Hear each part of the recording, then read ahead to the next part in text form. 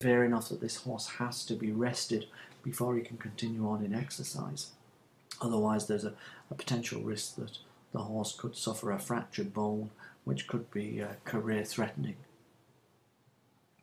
This is how the hot spots look in the fetlock joints on a bone scan again, and you can see the intense uptake there in what's labelled as the distal cannon bone in the condyle region.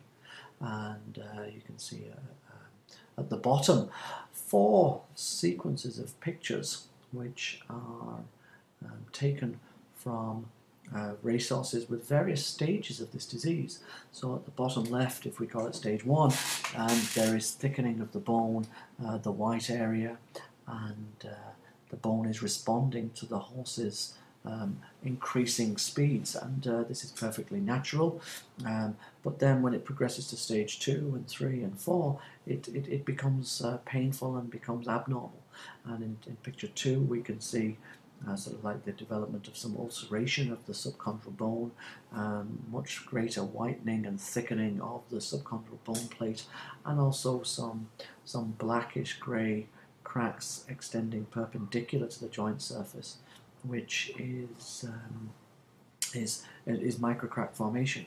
In stage 3, there is even greater ulceration and greater cracks which are perpendicular to the joint surface. And in the last picture we can see a fairly severe erosion of the bone.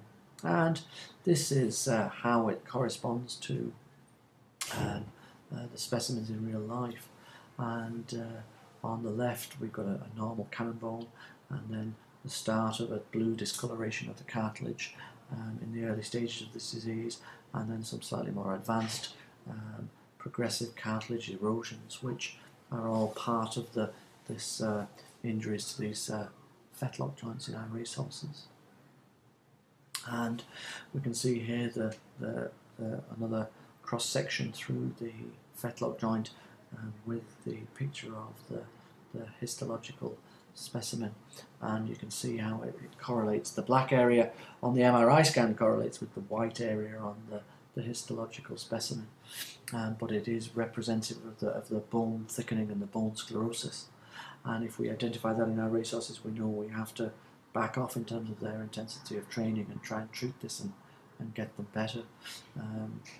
Depends on each horse. We will adjust the treatment plan according to their specific needs. But so with the fetlock joint problems, we will modify